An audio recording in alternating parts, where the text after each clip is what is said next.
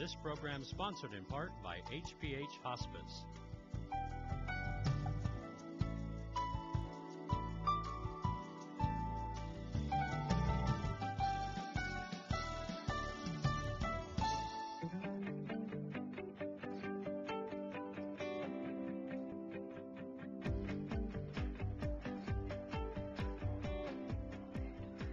Hi, and welcome to another episode of Focus on Hernando. I'm Virginia Singer, your host.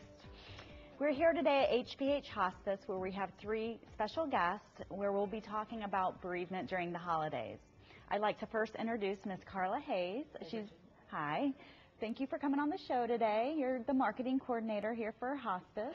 Marketing and communications coordinator. Okay, yes, great. Ma'am. So tell me a little bit more about Hospice.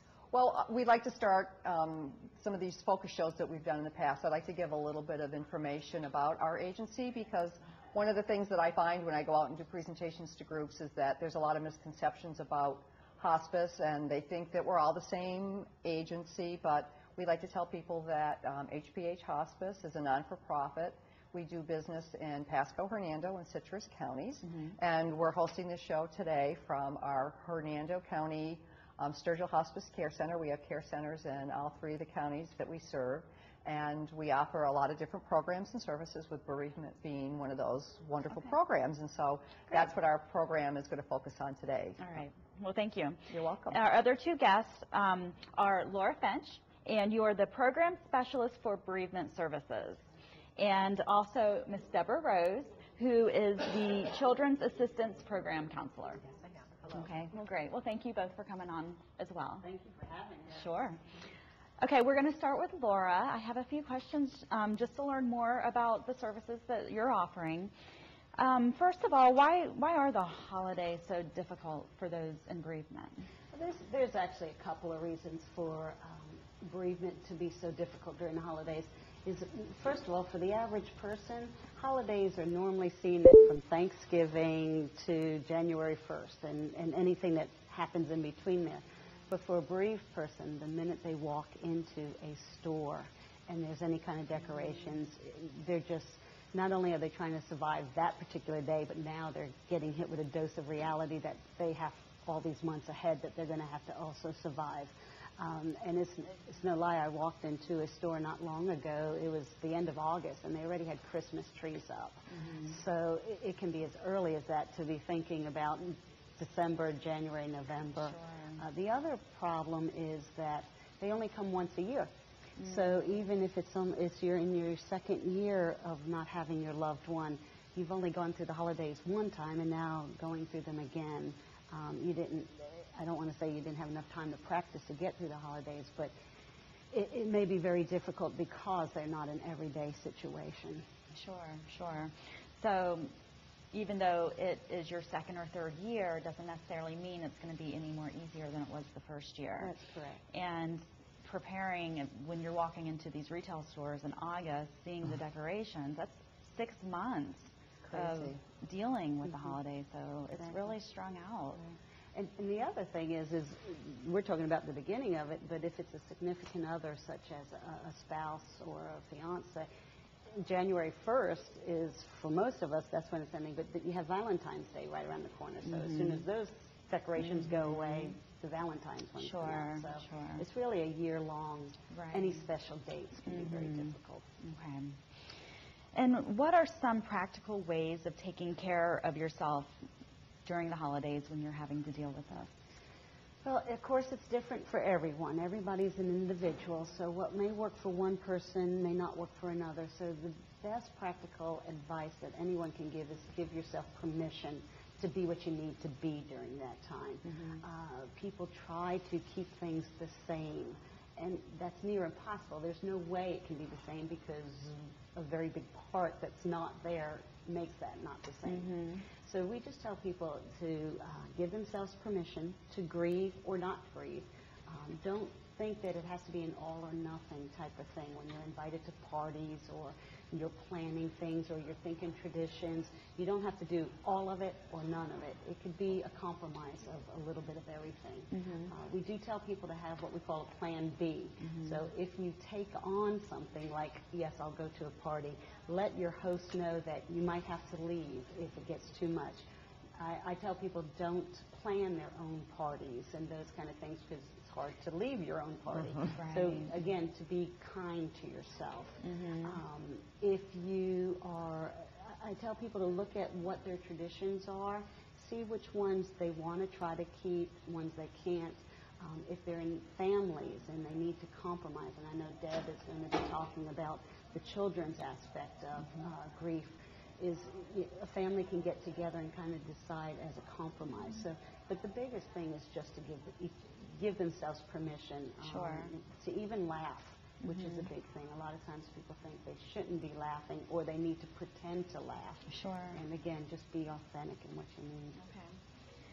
And what if you're living with someone and they're dealing with their grief differently than the next person? Does that become a problem, and how can they work that through with each other?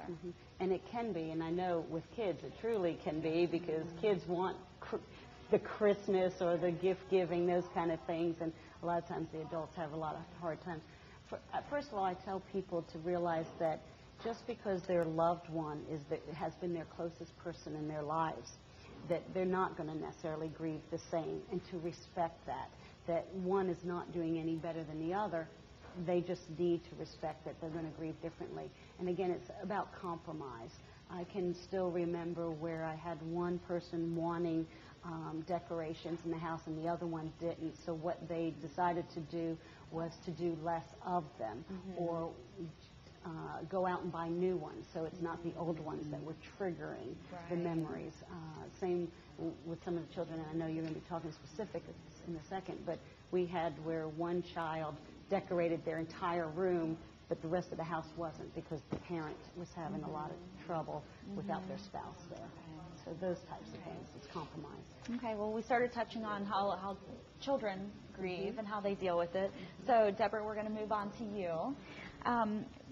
So do children grieve differently at different ages? They definitely do. Okay. And most families that I work with where there are different ages in the group, they'll come to me and say, well, like my 10-year-old doesn't show any emotion at all, whereas, my 7-year-old's crying all the time, that type of thing. So it can vary. I always tell the children and the parents, if I'm talking to the family members too, there's no right or wrong way to do this. It's what each individual needs to do, and this is true for children too. Younger children oftentimes will not voice their grief as readily as somebody that's a little older. They're still kind of in that magical thinking stages, so they may act out. They may become more clingy to other family members. Sure. Okay. And do you pretend everything's okay on a special date, or when you're anticipating that date coming up? Should you pretend that it's okay, or should you talk about it and deal with it? Well, best way for kids to handle that? Yeah, no, I would always caution family members to the biggest thing they can give to the children is to be patient and not to be as honest as possible, given the developmental age of the child, of course, but to be as honest as possible about it.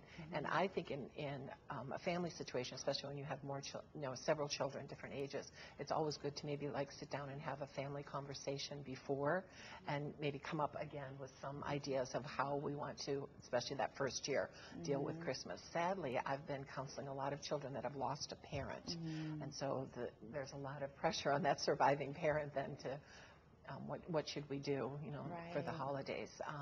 Again, there's no right or wrong way to do it, but I would say there are some families that decide it's better to keep the traditions and somehow include the loved one that they've lost. I've even had families that want to set a place at their dinner table for that member that's not there anymore, especially when it's a parent. Or other families decide that they just can't have those traditions, at least especially that first year, and so they'll change it up. And I've talked to a few families, thankfully. Every once in a while I'll like run into them or something, and they may have started a tradition where they go like on a family cruise over the holidays, and they've continued it. They've done it that first year just to get through it, but they've had such a wonderful experience, and it's helped the kids be able to work through their grief over the holidays that they'll do it again and again. Sure. And have you experienced where if a child's dealing with the loss of a parent versus a loss of a sibling versus the loss of a friend, are there different ways of dealing with the different person in their life, the different loved one that they lost? Is it the same, you would give the same tips, that same advice based on the person that they lost? Yeah, pretty much. I mean, again, every child is going to grieve a little bit differently. So when it's a parent, of course, for the most part, that's going to hit home much stronger. I mean, loss is loss. It doesn't matter who it is. But to lose a parent is, you can't conceive it really as an adult, but it's really hard when it's a child because it doesn't make any sense why it's happened. And it happens when it's an accident, too. They really don't know how to deal with that. But a loss is a loss. When it's a sibling, it's funny you asked that because I just recently saw a little girl who lost her little sister, and she's still every year, coping with feeling that loss and being alone. And she's the only other child in the family, so it's hard for her at the holidays especially. I know that she takes it very seriously, and she misses her sister, and she has like little routines that she'll do to help her get through the holidays. And those are lifelong routines, I bet, that they have to incorporate and just remember every year as that's coming up, because I can't imagine that it goes away. No, it doesn't really. Away. And that's what I will counsel the children, too, that you never really get over losing somebody, especially somebody that you're that close to. But what you do is you learn to live with it and create a life for yourself with that loss being incorporated. Can I jump in for a moment? What we say the goal for grief is to learn to live without the physical presence of your loved one. That's what you're trying to learn. That's a good point. Not even their presence, because that's part of who you are, but it's the physical presence you're missing, and or that you have to learn to live without. Right. So that's what we're kind of talking about. Well, sometimes too, Deb finds that with a loss of a parent, there's times when it requires the child or the children to relocate, which has a big impact as well. We don't think about, that loss. Maybe they're living at home with the mother, the father's deceased, the mother passes away, and now the children have to, right, Deb? I mean, you run into that all the time, which impacts them even more. Right. It's not just the loss of the now their whole lives are but changed. The whole lifestyle has changed, depending on, what resulted from it. Exactly. So there's a lot of grieving really that they do because... And children have less choices in the decision making than adults do. Right. So. Well, I did a presentation recently, and one of the attendees was speaking with me afterwards, saying that his wife passed away, and she was one of our patients here at the care center, and he was being berated by someone because they didn't feel that he was grieving properly, because he wasn't showing any outward signs of what they considered to be grief, which is unfortunate because, that has left a big impression, obviously, because he wanted to talk about it in detail. And Laura, I mean, we talk about this all the time, that, people grieve, adults grieve differently than children, and adults grieve differently than other adults. And just because you're not, wailing and, crying and screaming doesn't necessarily mean you're not grieving. Expression comes in many ways. And it's not just in talking or crying. With children especially, too, it might be you see some behavior differences. And you were talking about the gentleman with a lot of males. I see more an activity type of grief than an emotional. Not that they do not become emotional, but I've watched men rebuild cars or athletes. All of a sudden you can see that their performance looks better, and that's grief, that's expression of that grief, where we like to label people, well, you're not crying as much, that must be you getting better, but tears, laugh, all of the releases, none of them are a measurement of how well somebody's doing with their grief.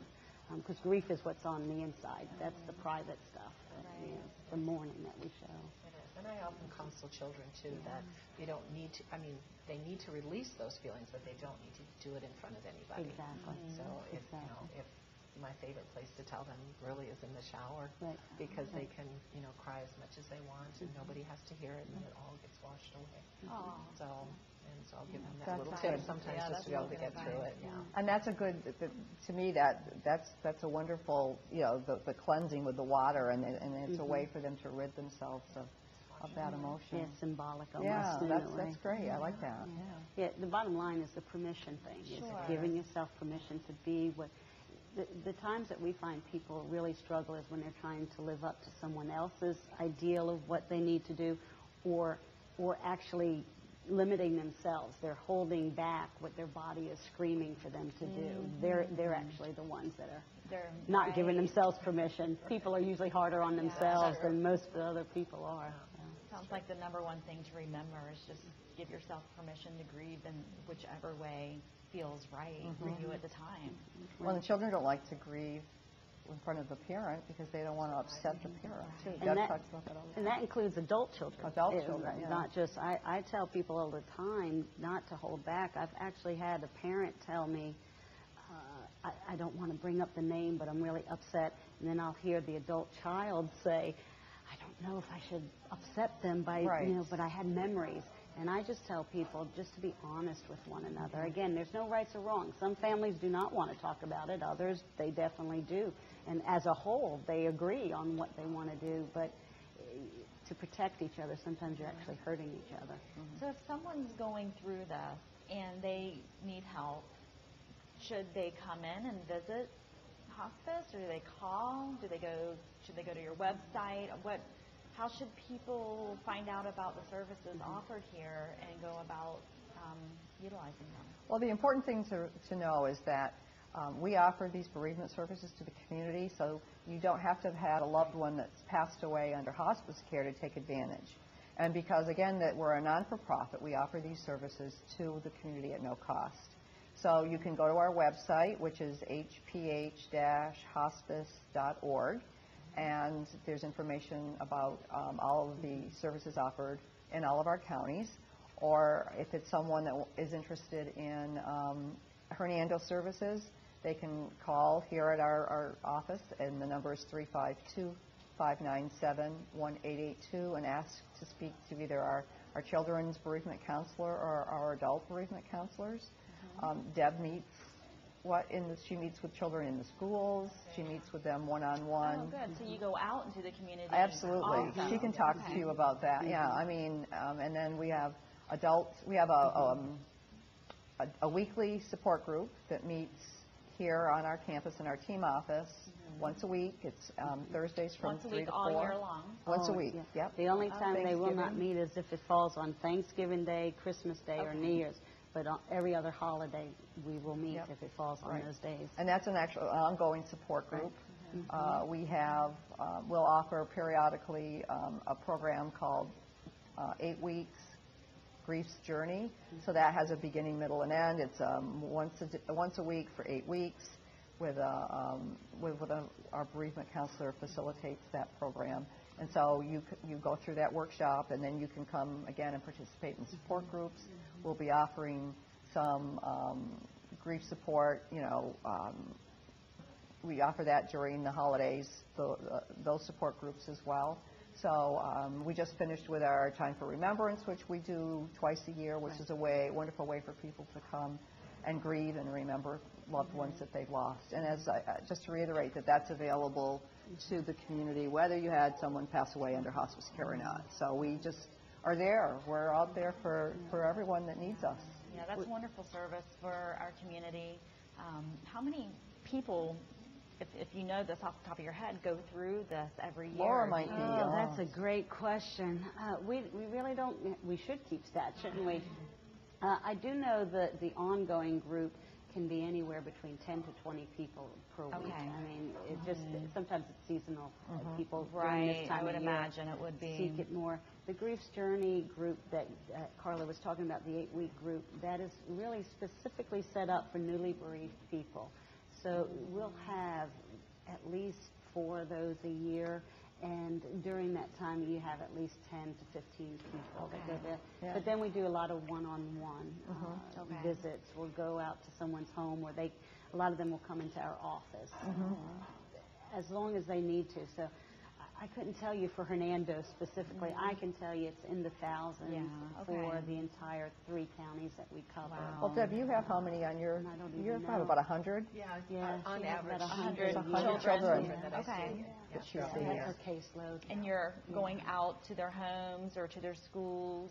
Yes, during the school year, I During the spend more school time year. in the schools, and I Okay. get to see them there so that I can accommodate a large number of children to try and see during the year. But then, yes, I also see them in their homes, or they can come into our office too after school hours and during the summertime. So. And In then the we have office the here. children's grief camps, too. Yes, we have The children's Right, right. Yes. Okay.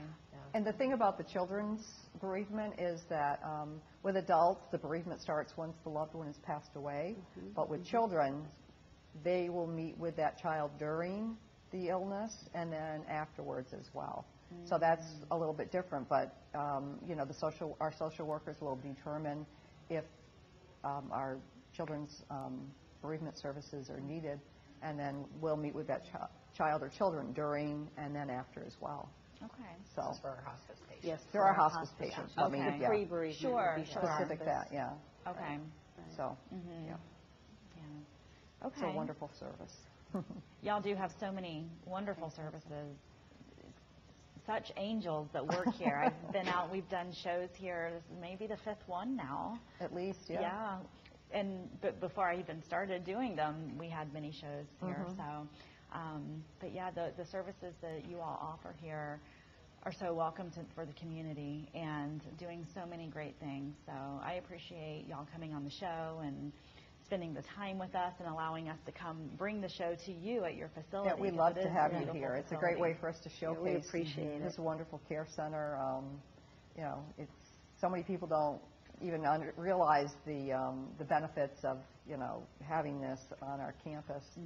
And one of the other things that I like to tell people is that, you know, so many people see hospice as a place, but hospice really isn't a place. It's a plan of care, and it's just a choice that you can make if, you know, if you are terminally ill and you've decided to forego any more treatments, then Right. that plan of care is available to you. And that's, you know, that's our expertise, right, is taking care of patients and their families. It's not just the patient, as you can see with bereavement.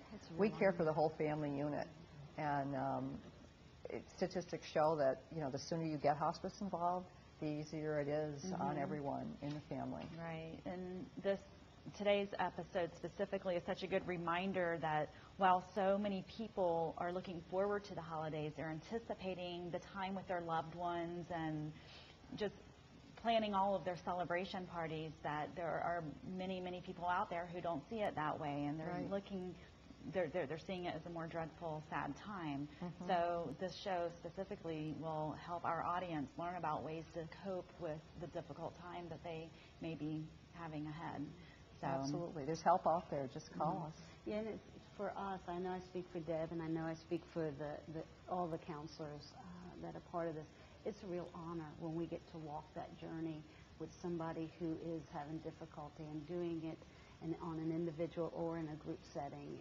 I mean, we really feel like it truly is an honor to be a guest in their life and their journey, and just to help guide them a little bit through this difficult time. For most people, it can be a difficult time. that you all have a lot of personal and professional satisfaction that you get out of doing your job. So thank you very much for everything that you're doing. Well, thank you for having us. Yeah, we appreciate, like I said, you coming here and doing the show on site. Right. We invite people to stop by and see our care center. And do you want to tell us your address? I don't think you said it earlier, but if you go ahead and say it. Well, it's, I can never remember the actual the number of this building, but it's 12260 Cortez Boulevard. So Okay. we're, you know, if you're, we're right by the entrance to Evergreen Woods. Okay. All right. And the care center sits back. It's the furthest building back towards the woods. It's a beautiful setting, and we're really proud of our location here. It's wonderful. We have a lot of wild turkeys roaming around. I keep telling them they need to be a little, heads up, it's almost Thanksgiving. Right, it's time for them to get out. All right. Well, before we wrap up, is there anything else y'all want to add? I think we covered just about everything. Okay. Well, great. Well, again, thank you for having us out today, and we look forward to next time. In the next few months, we'll be seeing you again. So thanks, Virginia. Thank you so much. And thank you all for joining us for another episode of Focus on Hernando. This program is sponsored in part by HPH Hospice.